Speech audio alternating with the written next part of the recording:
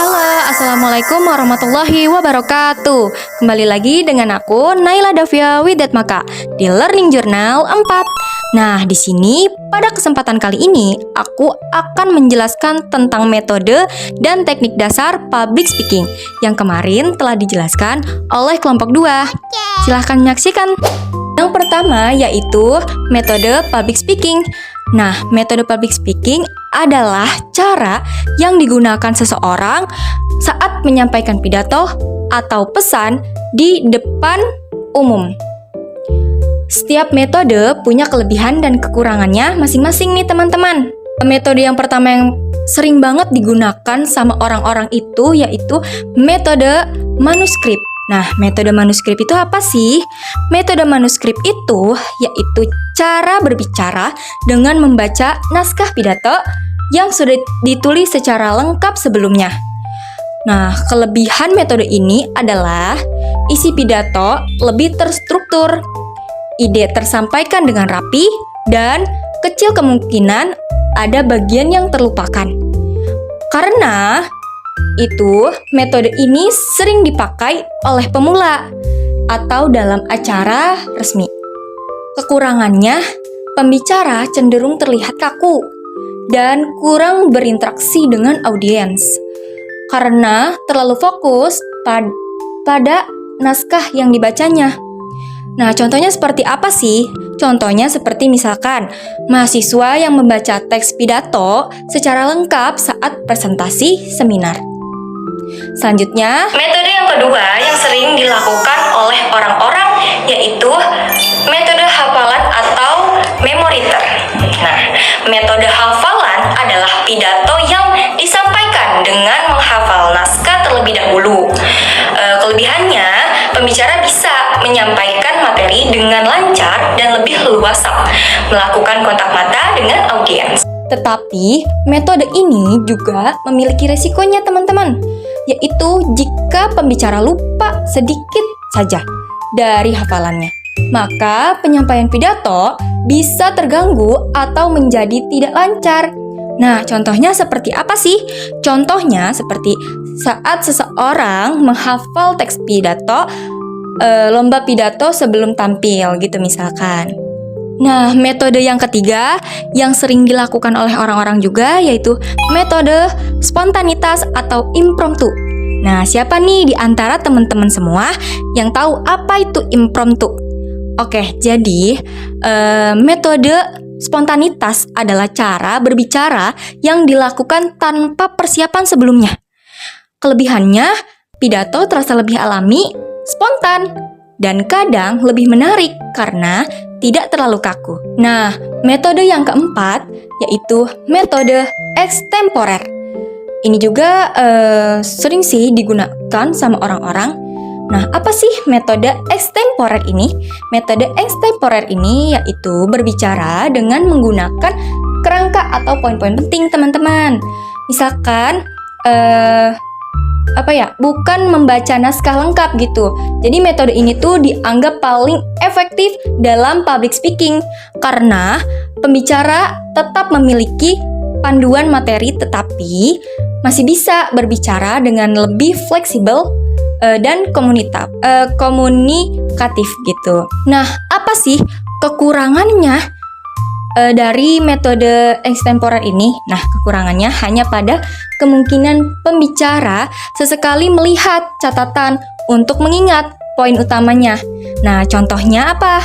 Contohnya, misalkan ada presenter menggunakan slide atau catatan kecil yang berisi poin-poin penting saat presentasi. Yang kedua, teknik public speaking. Agar penyampaian pesan lebih efektif, seseorang pembicara juga perlu memahami teknik-teknik dasar dalam public speaking, teman-teman. Nah, teknik pertama yaitu teknik ice breaking. Teknik ice breaking ini adalah cara pembuka pembicaraan dengan sesuatu yang menarik. Agar apa? Agar audiens lebih fokus dan suasana menjadi lebih cair. Pembukaan bisa berupa pertanyaan, cerita singkat, fakta unik, atau humor ringan, teman-teman. Contohnya seperti apa sih? Contoh dari teknik ice breaking ini seperti pembicara memulai presentasi dengan bertanya, siapa di sini yang pernah merasa gugup saat berbicara di depan kelas? Misalkan gitu. Teknik yang kedua yaitu teknik vokal. Teknik vokal ini dalam public speaking, suara menjadi alat utama untuk menyampaikan pesan. Karena itu, pembicara perlu memperhatikan beberapa hal berikut. Yang pertama, pernapasan yang baik. Pernapasan membantu menjaga suara tetap stabil saat berbicara. Yang kedua, volume suara. Suara harus cukup jelas agar dapat didengar oleh seluruh audiens, teman-teman. Nah, yang ketiga yaitu ekspresi vokal atau intonasi. Nada suara sebaiknya bervariasi agar pembicaraan tidak terdengar monoton. Nah, teman-teman, dari teknik-teknik yang telah aku sebutkan tadi, ada teknik-teknik penting lainnya nih yang perlu kita perhatikan sebelum kita menjadi pembicara di depan banyak orang atau audiens. Nah, yang pertama itu mengenali karakteristik audiens sebelum kita berbicara. Yang kedua, menyiapkan poin-poin penting dari materinya. Yang ketiga, membuat pembukaan yang menarik perhatian agar audiens tidak merasa bosan. Nah, yang keempat, berinteraksi dengan audiens. Yang kelima, mengatur intonasi dan volume suara kita. Yang keenam, mengelola waktu berbicara dengan baik. Yang ketujuh, tetap percaya diri saat berbicara. Yang kedelapan, mengendalikan rasa gugup kita. Yang kesembilan, menutup pembicaraan dengan jelas dan berkesan kepada audiens. Selanjutnya yang ketiga, cara meningkatkan kemampuan public speaking. Siapa sih di sini yang gak mau meningkatkan cara public speakingnya agar terlihat bagus, menarik, dan lebih diperhatikan oleh audiens? Nah, yang pertama yaitu dengan cara praktik secara rutin. Semakin kita sering berlatih, maka kemampuan public speaking kita semakin lebih bagus, teman-teman. Misalkan seperti kita bercermin atau memvideokan merekam suara atau video muka kita agar kita tahu apa yang perlu kita perbaiki, semisal dari intonasinya, kontak matanya, dan sebagainya, teman-teman. Yang kedua yaitu mempersiapkan yang matang. Persiapan yang matang maksudnya. Nah, persiapan sangat penting nih teman-teman agar pembicara merasa lebih percaya diri saat tampil. Nah, persiapan dapat dilakukan dengan memahami topik, menyusun kerangka materi, dan sebagainya. Agar saat kita berbicara di depan audiens lebih matang dalam menyampaikan pesan. Yang ketiga, fokus pada audiens. Pembicara harus menyampaikan materi dengan bahasa yang jelas, sederhana, dan mudah dipahami oleh pendengar. Tujuannya apa? Tujuannya agar pesan yang disampaikan dapat diterima dengan baik oleh audiens. Yang keempat, menggunakan bahasa tubuh yang efektif. Maksudnya gimana? Maksudnya bahasa tubuh juga menjadi bagian penting dalam komunikasi nih teman-teman. Postur tubuh seperti yang tegak, kontak mata, dan gerakan tangan yang wajar dapat membantu memperkuat pesan yang disampaikan oleh pembicara. Yang kelima, melakukan evaluasi. Setelah berbicara di depan umum, sebaiknya pembicara mengevaluasi penampilannya untuk mengetahui nih apa kelebihan dan kekurangan dari pembicara tersebut. Nah, hal ini penting ya, agar kemampuan public speaking dapat terus berkembang. Yang keenam, bergabung dengan komunitas public speaking. Nah, siapa nih di antara teman-teman yang mengikuti organisasi di kampusnya atau sekolah? Bergabung dengan komunitas dapat membantu seseorang mendapatkan pengalaman berbicara, masukan dari orang lain, serta meningkatkan rasa percaya diri. Materi yang ketiga yaitu unsur-unsur public speaking. Dalam proses public speaking, terdapat beberapa unsur penting yang saling berkaitan nih teman-teman. Yang pertama yaitu pembicara. Pembicara adalah orang yang menyampaikan pesan kepada audiens. Pembicara harus mampu menjelaskan informasi secara jelas dan memahami nih karakter pendengar atau audiensnya. Yang kedua, audiens atau pendengar. Nah, audiens adalah penerima pesan dari pembicara. Audiens diharapkan dapat mendengarkan dengan baik dan memahami informasi yang disampaikan oleh pemateri. Nah, yang ketiga yaitu pesan adalah informasi atau gagasan yang ingin disampaikan oleh pembicara.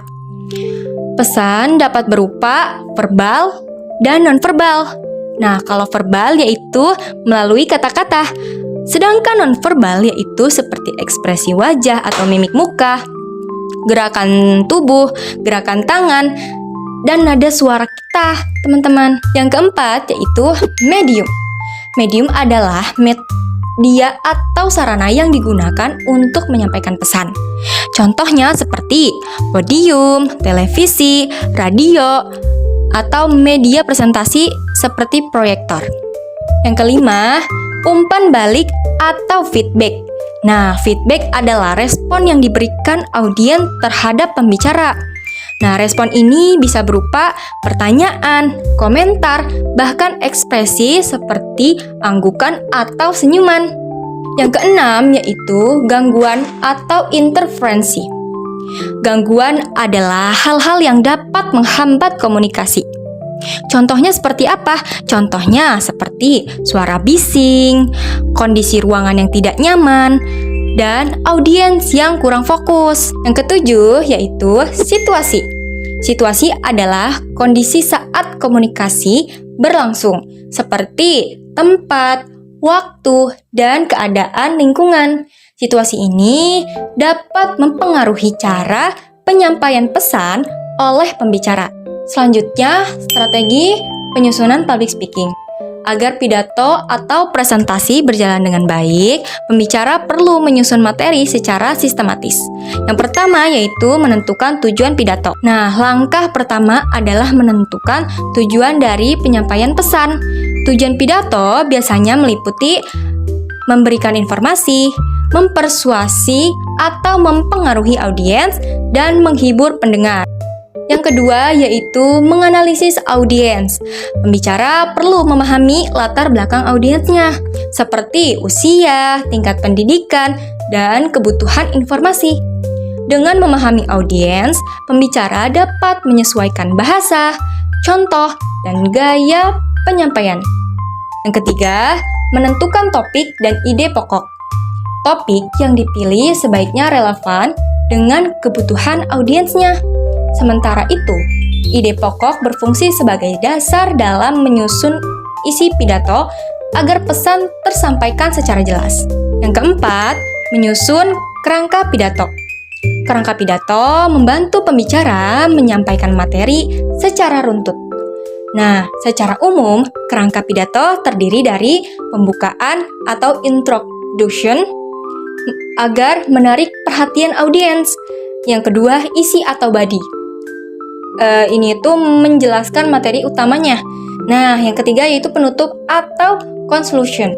Nah, merangkum dan memberikan kesan akhir. Oke, sekian Learning Journal 4 dari aku terkait metode dan teknik dasar public speaking. Kurang lebihnya mohon maaf karena saya pun masih dalam tahap belajar. Wabillahi taufiq wal hidayah. Wassalamualaikum warahmatullahi wabarakatuh.